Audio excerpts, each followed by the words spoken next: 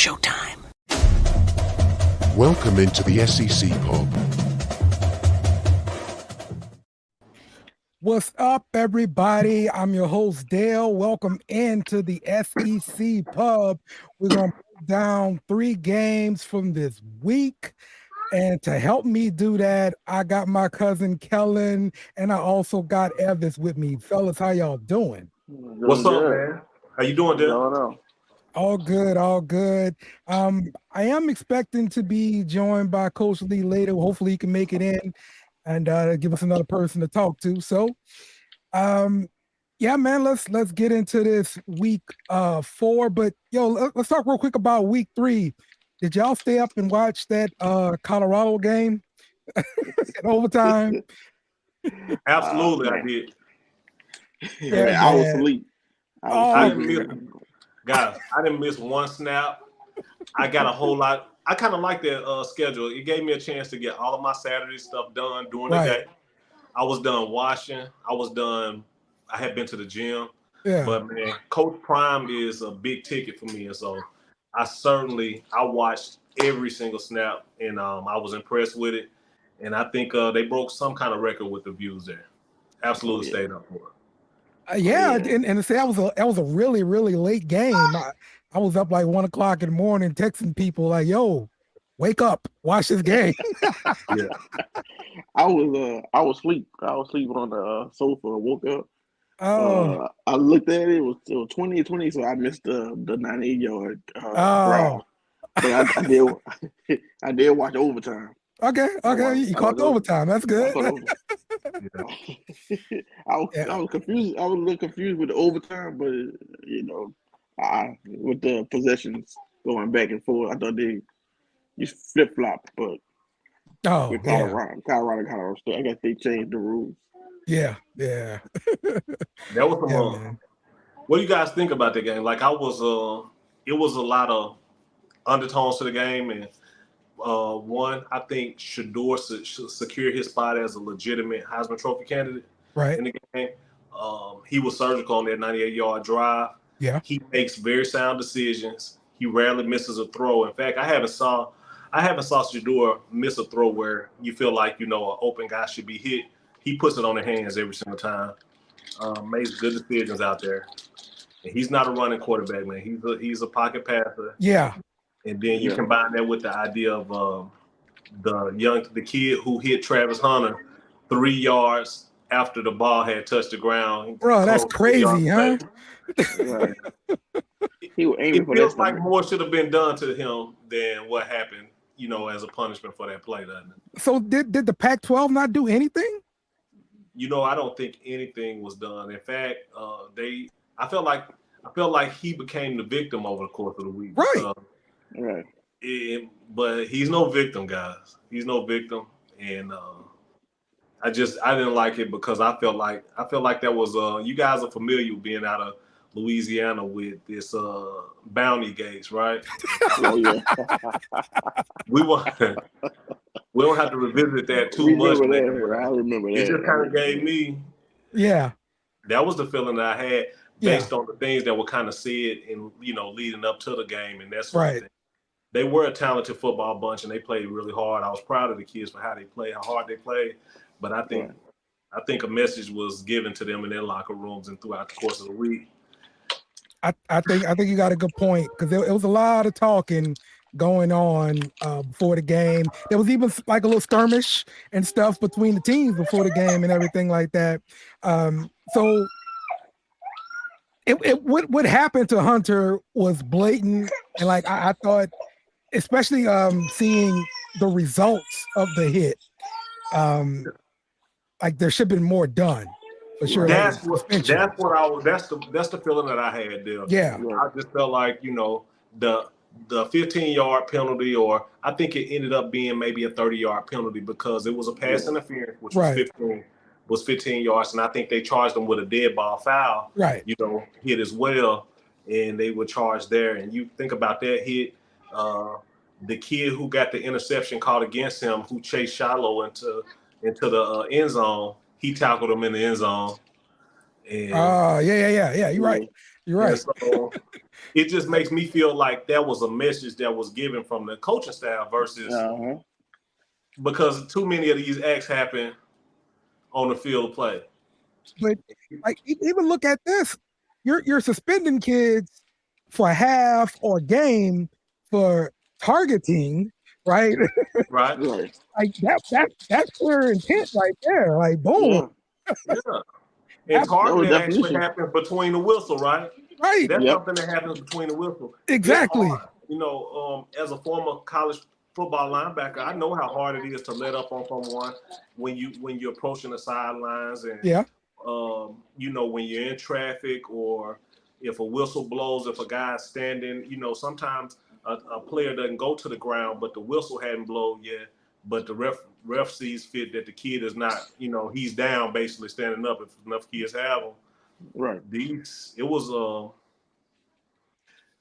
guys, I won't get into it too much because no other punishment come down. I don't have insider knowledge. Yeah. But I am a fan of football and I got 30 some odd years of football experience, either playing, coaching, watching. And so yeah, it was something in the locker room said to those guys. Oh yeah, it definitely was. I mean, especially the hit. I mean, he knew exactly where he was aiming for, and once he saw the ball was overdrawn, and he still went on for the kill shot. Yep. Yeah. That was definitely unnecessary. So unnecessary. But yeah, they should have did more than that 15-yard penalty. They knew, even the referees knew about the everything lead up until the game. Right. So they should have had a talk with the both coach and team before the game even started. That's a great point. If they happen, this is calm everything down. That's a great point. That is a great point because it was just so much talk that was out there. The coach had made. You know, he had made his assessment about Deion and being respectful and setting the standard for what respect looks like and that sort of thing. And so I think you're exactly right. There should have been some conversations had prior to the game. And that's normal, actually, for referees to gather the captains and gather the coaches in the center of the field before the game starts. Sometimes during the game or after halftime, if they feel like things are getting out of control, that's a time where you'll see that happen as well. And I don't want to say the referees did a bad job of reffing the game, but it was things that was out there on the field that had nothing to do with football. Yeah, I'm with you for sure, man. So let's get into these games for week 4.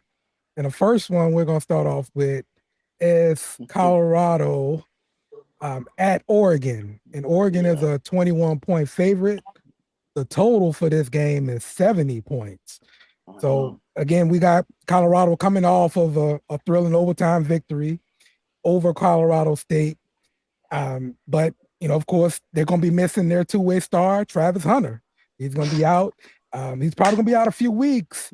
And they're saying it's a lacerated liver on that late hit. So with this game, we're going to see if Shedeur Sanders can keep the offense on track even without Travis Hunter. So what are your thoughts, quick thoughts about this game here, Rick? Evis, I'm sorry. Okay, man. Real quickly, man. I started early, and I'm gonna continue doing it, man. Yeah. I drank that prime juice, man. That prime time juice early on, and you know, when you consider Oregon putting up a lot of points and you know, being a 21-point favorite, they don't just score a lot of points, they get a lot of points scored against them as well. And that's what that league and that conference looked like and has looked like traditionally. Yeah. 21 points won't be the spread. They may be Colorado. I'm not counting Colorado out by any means in this game. But I think this game looks like a one-score game to me. Okay.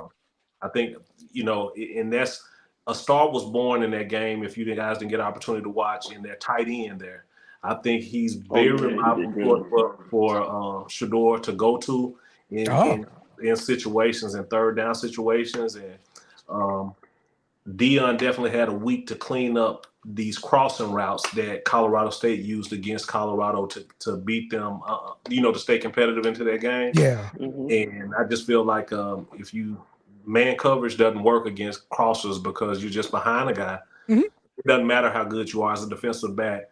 We're going to see what kind of adjustments Prime makes and see if they go into some pass-off zones where they can pass those guys across the field versus chasing guys across the field. Have someone waiting instead of someone chasing. And so you get those things cleaned up, they have a chance there at Oregon. I am gonna say Oregon has a nod to win just because they're at Oregon. But I'm definitely tuning in for this game, and it's not going to be a 21-point game by any means. No. All right. Well, Kellen, what you think? I mean, Oregon hadn't really been tested yet. Just looking at their previous games. Texas Tech, right? Texas Tech, yeah. Okay, yeah. Texas Tech. This game will be won by the Colorado offensive line against Oregon defensive line, because I watched the graphic. They had Shedeur Sanders has been hit 55 times, while Bo Nix only been hit 4 times. So if Colorado defensive line can get pressure on Bo Nix, they can have him looking like when Oregon played Georgia, when Bo Nix couldn't do anything. If they could rattle Bo Nix, they could keep this game close.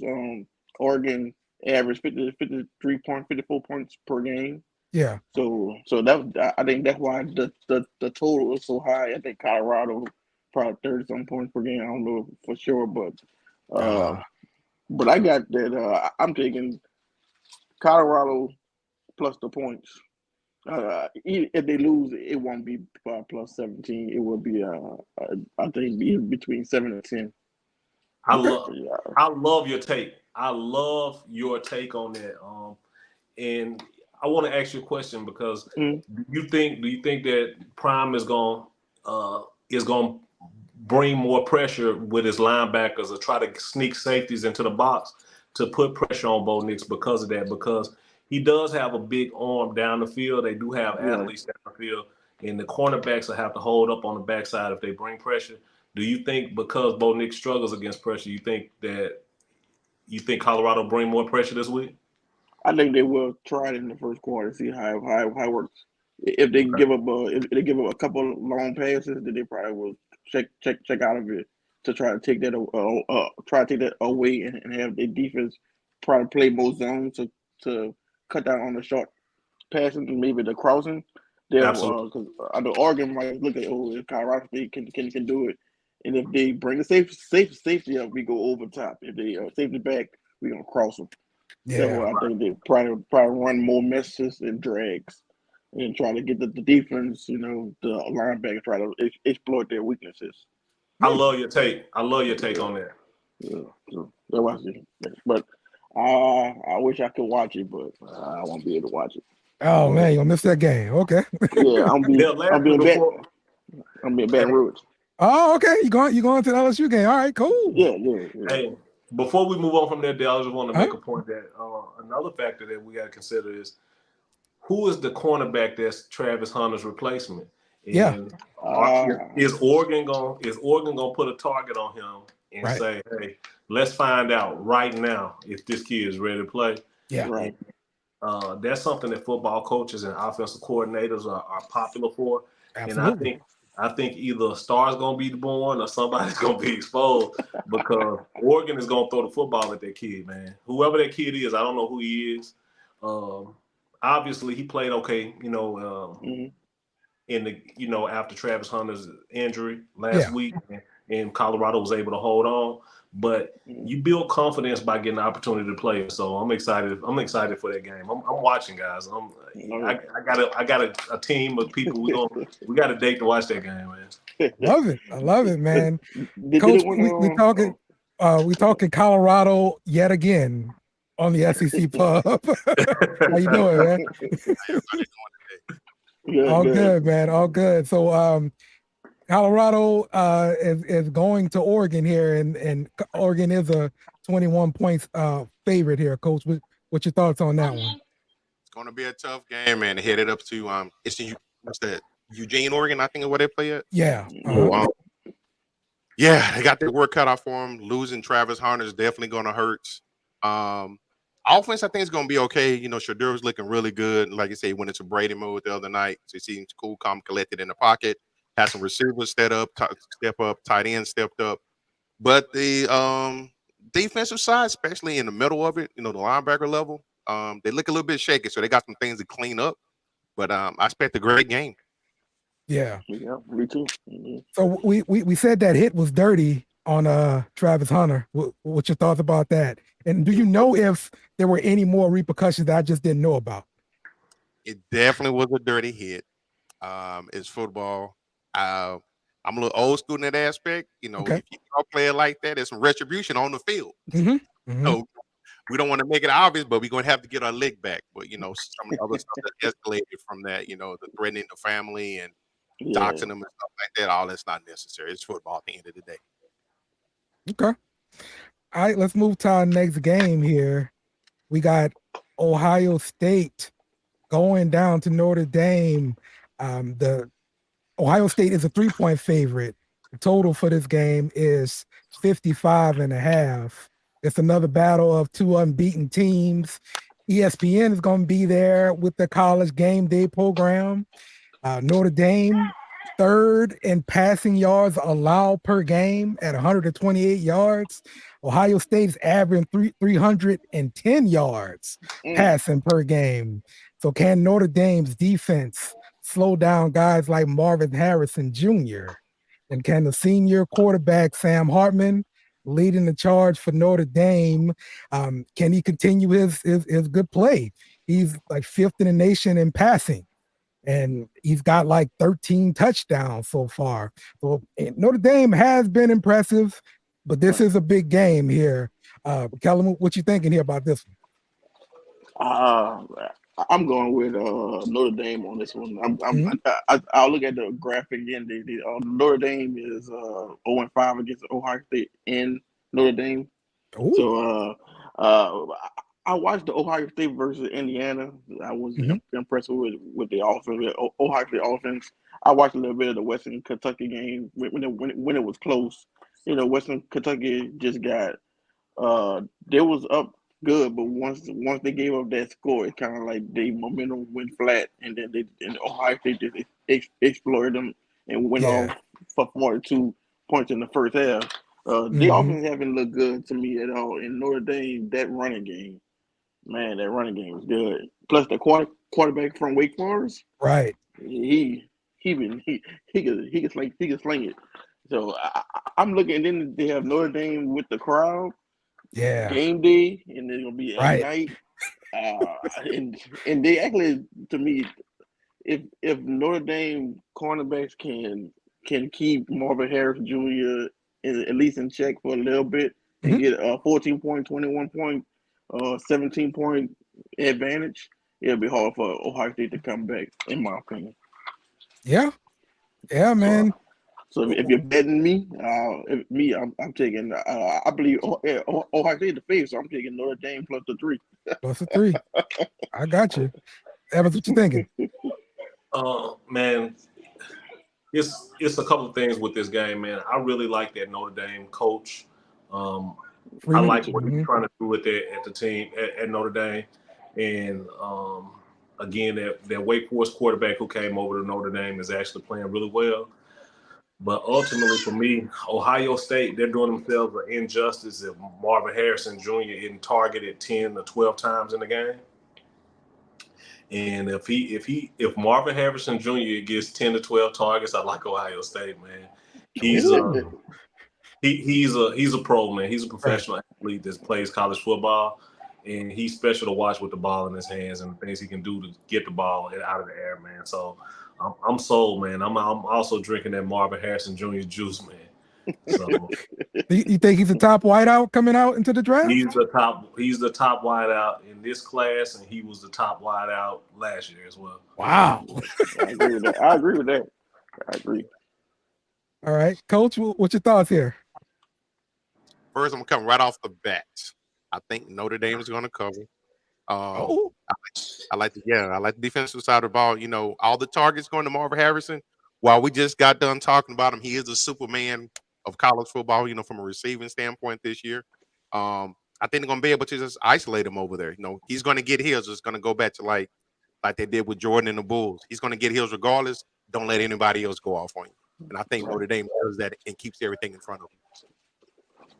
Yeah, I mean, look, this is a defensive-minded head coach, so he should, yeah, he should have something cooked up. I mean, I'm rooting for the Notre Dame head coach because that first year I felt so bad when he lost to Marshall, when he lost to the other team when they were calling for him to get fired after 2 games. Yeah, I was like, man, I felt so bad for him. So now, if he could get this win versus a number 6 and jump up in the rankings, at least he'll have a positive thing going for him this year and don't lose to a big game and try to get that reputation of him losing big games like Brian Kellen had at Notre Dame. Oh yeah. You right about that, man. You right about that. Man. All right, we're gonna wrap it up with one more game, the big one in my house. Okay, this is LSU versus Arkansas. Evis, give us something that's going on with Arkansas right now. Is the running back situation? Give us some news on Rocket Sanders, please. I think Rocket Sanders is going to be out, guys, again for LSU. And it seems like Arkansas is trying to do things to get a feel to see where they're going to go to lean on one running back in order to bring the other running backs in as a counter. But who's going to be your bell cow with Rocket Sanders being out? For me, just looking back over the statistics from the BYU game, we still haven't seen a dose of what we know that KJ Jefferson is capable of. Okay. And so I'm looking forward to seeing if KJ Jefferson, in order for Arkansas to have a chance to compete against LSU this weekend, I do want to throw out both teams' records because this is a rivalry game by all measures. Yep. And so I'm not going to look at records for this game. It's just a matter of respect. Both kids both teams, they know what this game means. And I think in the last couple of years with the opening of the portal, we've seen kids interchange between Arkansas and LSU, and they, So for me, the key for Arkansas this week is going to be can KJ Jefferson rush for 85 yards against LSU this week? And I think that's what's going to be the offset to determine the game for Arkansas offensively. With the running back position, they're still working. We know what Sam Pittman is as an offensive line coach, and so you expect to see Arkansas begin to mesh. And sometimes guys play up to the teams that they're playing against. Oh, that's true. That's true. I'm looking forward to that game as well. I'm excited about Arkansas LSU. I'm always excited about Arkansas LSU. Yeah. Look, just living here in Arkansas, one thing I know, this game is the Super Bowl every year, right? For sure. But look, both teams are 2-1. LSU is going to be without Greg Brooks, their safety. He ended up having emergency surgery to remove like a brain tumor. So definitely keep him in your prayers, man. Arkansas, they opened up the season with a pair of blowout wins before losing to BYU last week by a touchdown.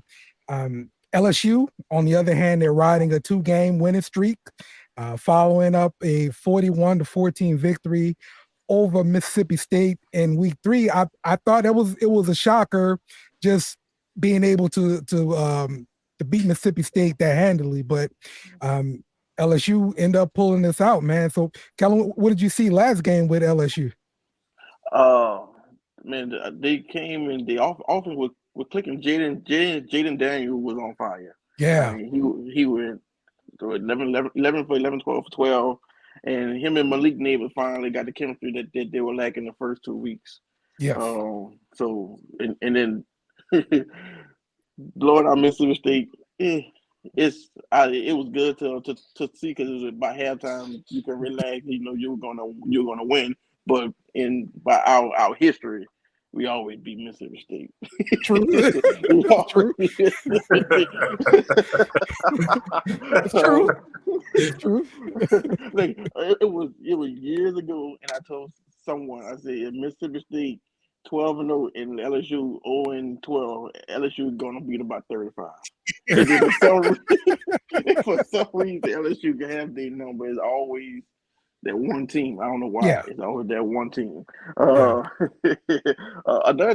You want to talk about Arkansas?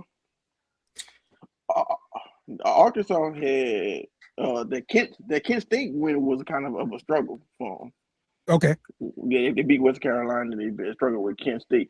I'm kind of torn with this game because LSU can come out hot with playing with chip on the shoulder for Greg Brooks. You know, he transferred from Arkansas. Yeah. And you know, he had a surgery, so they could have that on their mind and come out blazing fire and have the game over and done with. Or it can go in its traditional route and it's always close. I remember that Darren McFadden game. It was, Hey, you ain't lying. every time we play Arkansas, I think about that Darren McFadden. He ran on the sideline up the field. I said, "Come on, LSU." Man, that game had me. Oh my gosh! But I think that 17 and a half is too high. Yeah. I think if LSU win, it will probably be between 3 and 7. It'll be real close. I know rock it out, but it just LSU Arkansas. It just always close. Always. Yeah, I can't. That's what it means. This is LSU Arkansas. It doesn't matter. It's LSU Arkansas. Right. Yep. I don't think I ever seen a blowout in the series. I maybe had to Google it, but I don't think I ever seen a blowout in this. Yeah, it's rare when it happens, but you know. Right. So it's a rivalry matchup here, Coach. What you think? I see. Well, first off, I think they're going to cover 17 and a half. That's a lot, especially with the rivalry going on. I think it's going to come down to both of the quarterbacks and their play. Arkansas against LSU stout secondary and being able to get pressure, from the front, which I think all can be accomplished. I was looking at is it Jaden Daniels is a quarterback? LSU? Yes. He's the leading rusher last year. He's on the leading rusher again this year. That's so right. All going to run through him. So Arkansas are going to be able to contain that. Probably not, but we shall see. And as far as the secondary part of it, they had a little bit of start off a little slow at the beginning of the year, with Florida State, but they've seemed to be, rounding it out and coming back to their own. That front is giving them a lot of pressure. A good pressure can always help a ailing secondary. And I think they're going to be able to do that. So I can actually see LSU winning this game, maybe 33-14, 33-17 around that area. Okay. Hey, all right. I want to add one thing before you kind of conclude with this Arkansas LSU.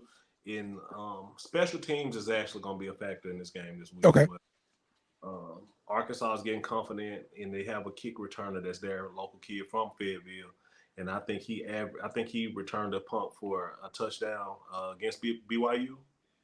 Mm-hmm. And so the kid, he's building confidence, and they're believing in him. But we have had some shaky punting there at Arkansas too. So field position is always going to be important. And when you start talking about football, it's easy to overlook the importance of special teams. But special teams really can give the momentum swing into a game that really affects the score and the outcome of the game. And if you're Arkansas or LSU, because of the rivalry and how close this game is played year in and year out, if you're looking for an opportunity to gain an advantage, you want to try to do it in special teams, I think. And so I think they can be a factor this weekend as well. Yeah, that makes a lot of sense. One thing I wanted to ask about Arkansas, KJ Jefferson took, I want to say 4 sacks last week. Now, Pittman is offensive line guru. So what's been going on with the line? Is it helped? I don't know if it's help. They've had some problems in run blocking. Okay. And basically what happens, I think it's easier to sack a quarterback if a team isn't having any kind of success running the football, because you almost get an opportunity defensively to eliminate the idea that they have options to run. You're not concerned about it. And so as a defensive play caller, you call plays that bring pressure. You run tight end and tackle plays and games against the offensive line. But Arkansas, in order for KJ to stay upright, it's going to be necessary for Arkansas to enjoy some success running the football. And I think that's something that kind of eliminates the idea to get pressure, because when you run, you have to think about run. Yeah. And you see quarterbacks take a lot of sacks because the defense isn't concerned about them running the ball. We just out here we having a race to get to the quarterback. And so the only way to negate that is to enjoy some success running the ball there. Yeah, I'm with you. Well, this is the battle of I think two of the best quarterbacks in the SEC between Daniels and Wright. So yeah, man, I think it's gonna be a pretty good game. I think it's gonna be close. I said Wright, I said Jefferson. I meant. But yeah, I think it's gonna be a pretty close game. Throw out the records. That's the way it usually goes. So, fellas, I appreciate you guys joining us, and that's gonna wrap things up here on the SEC Pub, man. All right, thanks for having us, man. I'm looking forward to this weekend. All right, Yes, thank sir. Thank you. Remember to follow us on social media at BS Beer Media. Also, smash the like button on YouTube and share with friends.